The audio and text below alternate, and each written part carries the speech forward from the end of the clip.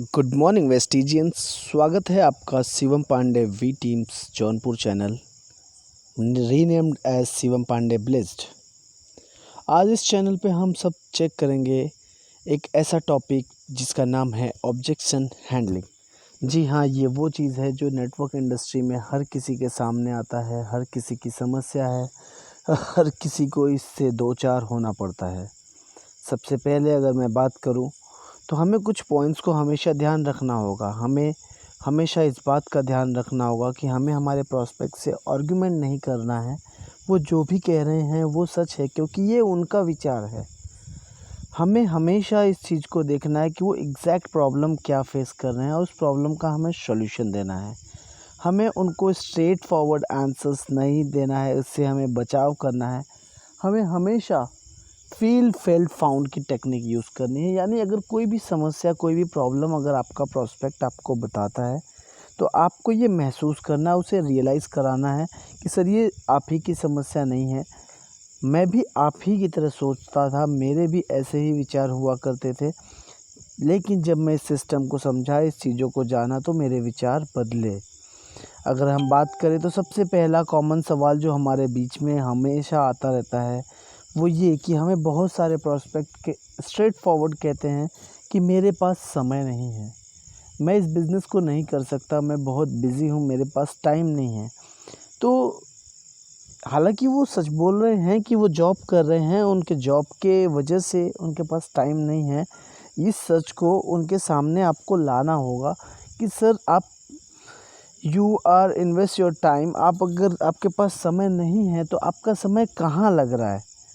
क्योंकि अगर उनके पास बहुत ज़्यादा पैसा है तब तो बात समझ में आती है कि समय नहीं है तो पैसा ज़्यादा है, पैसे से मैनेज हो रहा है। लेकिन अगर समय भी नहीं है और पैसा भी नहीं है तब समझना पड़ेगा कि ये समय आखिर लग कहाँ रहा है।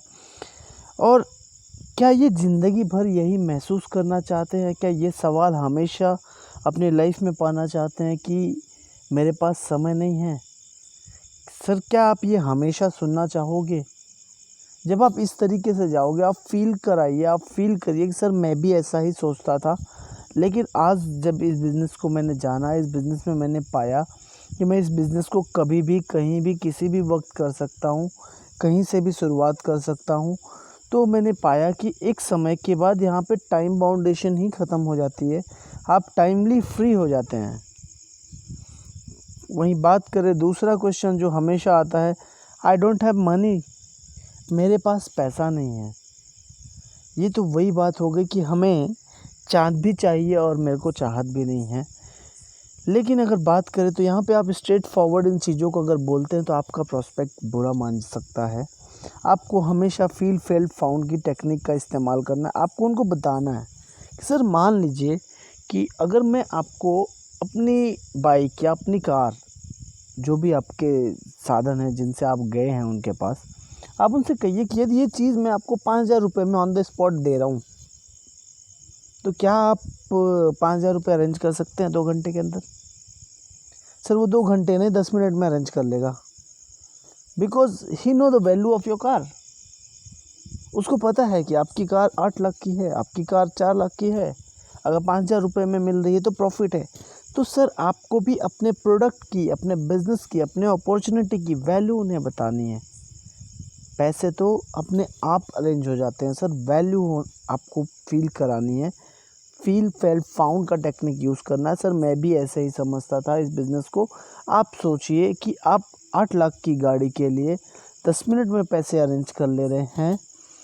ये आपका कैरियर है सर, ये बन गया तो इससे ना जाने कितनी गाड़ियाँ ले लेंगे।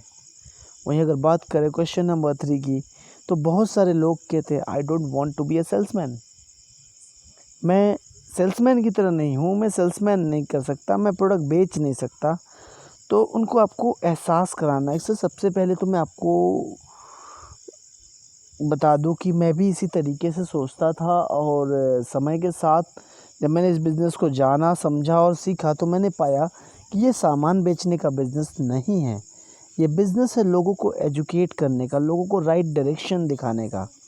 और सर आज हम आप कहीं से भी अर्न कर रहे हैं तो वहाँ जाने अनजाने हम कुछ बेच ही रहे हैं। अगर हम कहीं जॉब कर रहे हैं तो हम अपने स्किल्स को बेच रहे हैं, अपने टाइम को बेच रहे हैं, तब हमें उसके बदले में सैलरी मिल रही है। इस दुनिया में अगर हमें कुछ भी मिल रहा है तो हमें कुछ ना कुछ बेचना तो पड़ेगा। आगे बढ़ते हैं हम हमारे क्वेश्चन नंबर 4 की तरफ। बहुत सारे लोग कहते हैं कि क्या ये MLM है? What is this MLM? आपको पूछना है उनसे कि क्या आपने कभी MLM किया है? आप MLM के बारे में जानते हैं?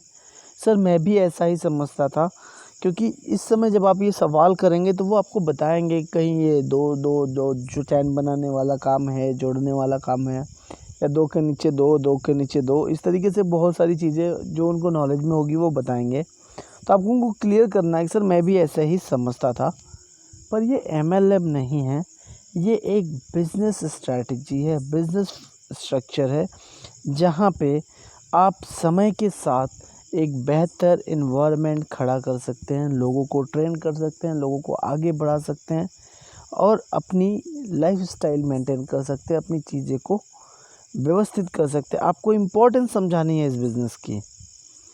वहीं अगर बात करें, कुछ लोग कहते हैं कि मुझे समय चाहिए, मुझे सोचना पड़ेगा, अभी मुझे सोचना बाकी है। जो लोग ये कहते हैं, इनडायरेक्टली वो आपको ये बताना चाहते हैं कि उनको आपका बिज़नेस प्लान समझ में नहीं आया, उनका कुछ डाउट है। आपको उनसे पूछना है, सर अगर आपको कोई प्रॉब्लम है, कोई क्वेश्चन है, आप मुझसे पूछ सकते हो। क्योंकि मैं भी पहले यही सोचता था, इन चीज़ों को मैं भी जब पहली बार देखा तो मैं बहुत विस्मय के साथ इन चीज़ों पे ध्यान दे रहा था, और मुझे लगा कि नहीं, इस बिज़नेस को मुझे सोच समझ के करना चाहिए। तो मैंने मेरे अपलाइन के साथ बैठ के इस बिज़नेस को समझना ज़्यादा उचित समझा, क्योंकि एक तजुर्बेकार इंसान ही तो हमें बता पाएगा कि किस तरीके से इस बिज़नेस को किया जाना चाहिए, या क्या ये फ़ायदे हैं, क्या नुकसान है।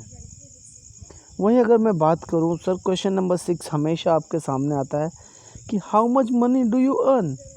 तुम कितना कमाते हो भाई? तुम तो मेरे पास लेके आए हो लाख सवा लाख की इनकम, आप कितना कमा रहे हो इस समय? तो यहाँ पे आपको उनको बताना है कि sir money is important for you. क्या आपके लिए पैसा बहुत ज़रूरी है? जाहिर सी बात है उसका कुछ जवाब देंगे। How much money? आपको उनसे पूछना है कि सर अगर आपके लिए पैसा बहुत ज़रूरी है तो कितना पैसा? How many a person should earn in the business? आपको क्या लगता है कितना पैसा इस बिज़नेस में लोग कमा सकते हैं?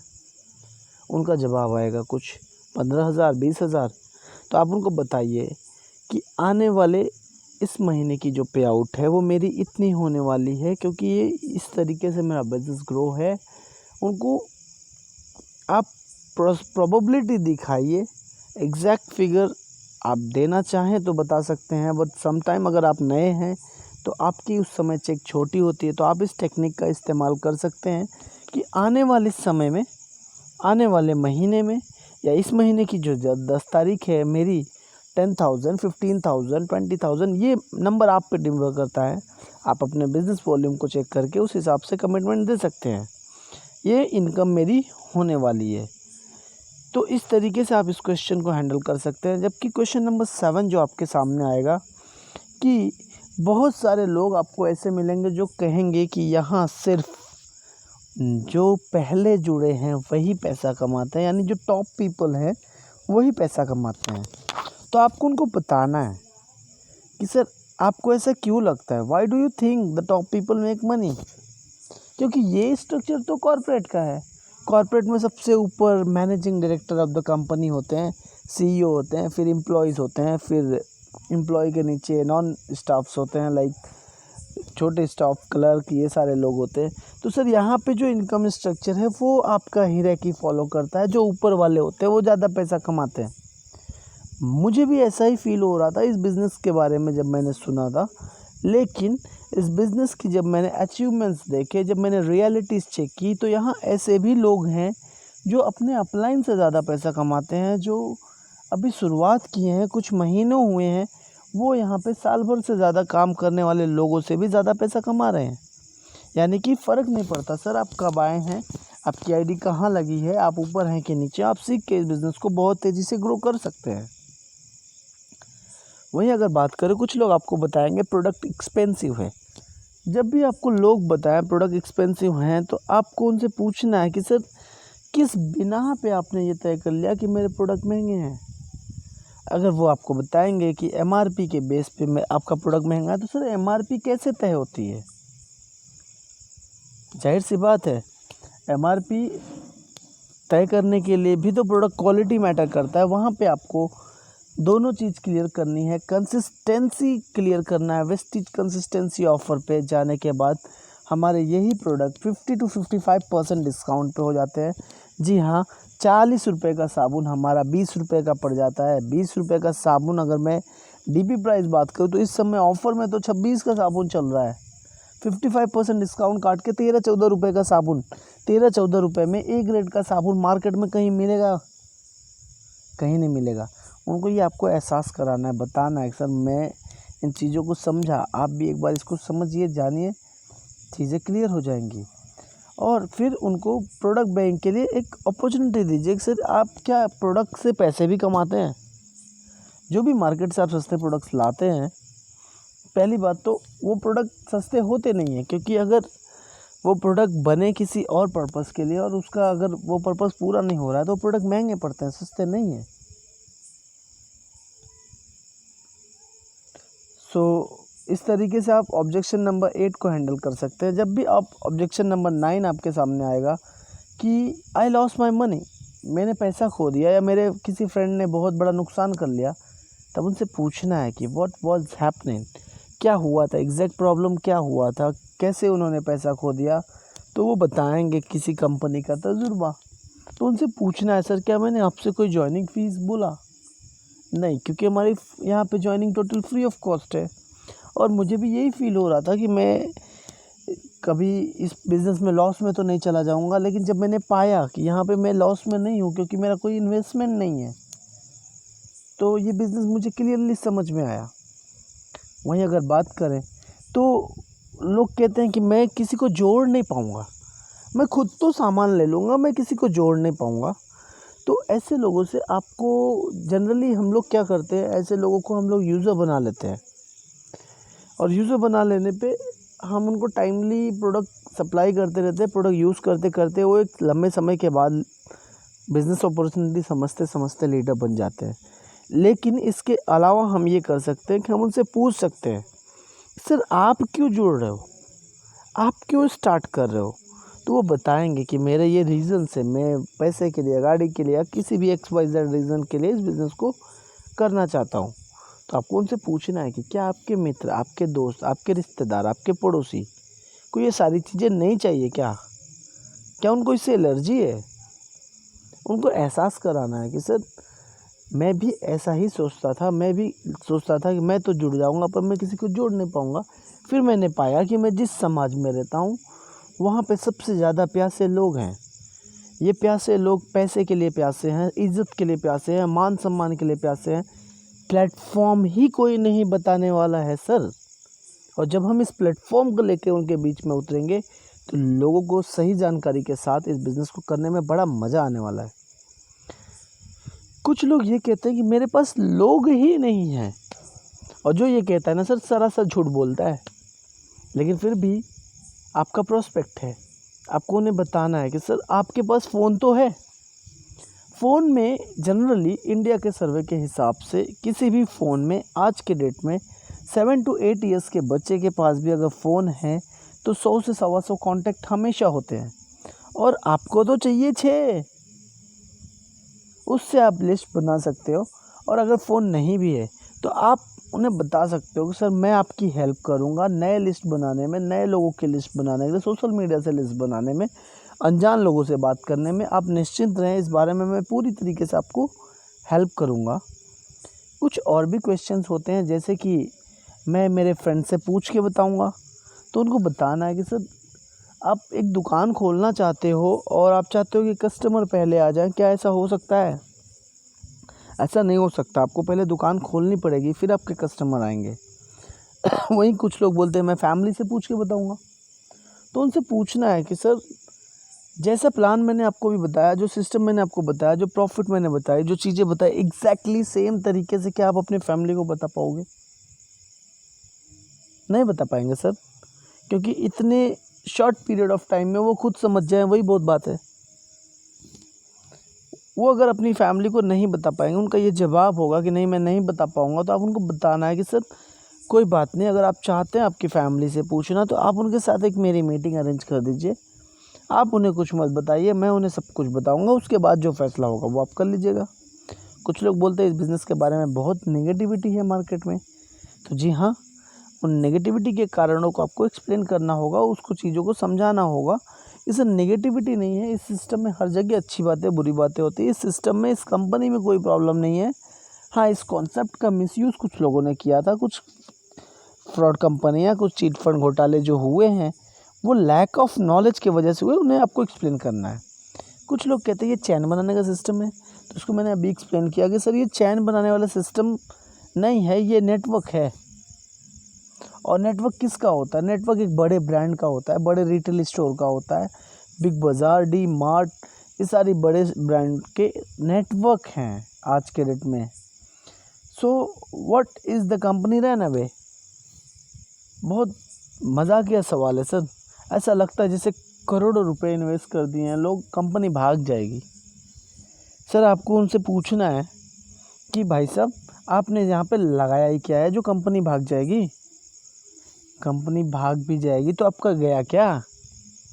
आपने तो जो पैसे दिए थे उसके प्रोडक्ट ले लिए, आपने जिन लोगों से पैसे लिए थे उनको प्रोडक्ट दे दिए, तो आप अपने सम्मानित ज़िंदगी में ऑलरेडी हैं, भाग गई तो भाग जाए, आपका नुकसान क्या है? उनको ये चीज़ें समझानी है। सो कुछ लोग पूछेंगे ये कंपनी टीवी पे ऐड क्यों नहीं करती है? तो देखिए, टीवी पे ऐड ना करने की चीज़ों के लिए आपको उनको डायरेक्ट सेलिंग का कॉन्सेप्ट पूरी तरीके से समझाना है कि ट्रेडिशनल मार्केट और डायरेक्ट सेलिंग में क्या अंतर है। जब उन्हें ये समझ में आ जाएगा तो वो ये सवाल नहीं करेंगे। और सर 3 बातों का हमेशा ध्यान रखना है कि हमें हमारे प्रोस्पेक्ट को बहुत शांत स्वभाव से सुनना है, केयरफुली सुनना है, हमेशा मुस्कुराते हुए जवाब देना है, उनसे क्वेश्चन पूछना है, उनके डाउट क्लियर करने हैं, लेकिन हमेशा अपने बिहेवियर पे सेल्फ वॉच रखना है, क्योंकि हम उनके साथ रिलेशन बनाने गए हैं। आज या आज नहीं तो कल वो ज़रूर आपके साथ इस बिज़नेस में आएंगे अगर आपका रिलेशन बना रहेगा। यदि आप रिलेशन नहीं बना पाएंगे तो हो सकता है वो इस बिज़नेस में आए तो ज़रूर, पर आपकी टीम में नहीं आएंगे। So wish you well, thank you so much for watching this. अगर आपको मेरा चैनल पसंद आता है, मेरे वीडियोस पसंद आते हैं, तो प्लीज़ मेरे वीडियोस पे कमेंट्स करिएगा, जो भी सुधार होगा मैं उसे ज़रूर करूँगा। लाइक करिएगा, शेयर करिएगा अपनी टीम के साथ। Thank you so much, wish you wealth.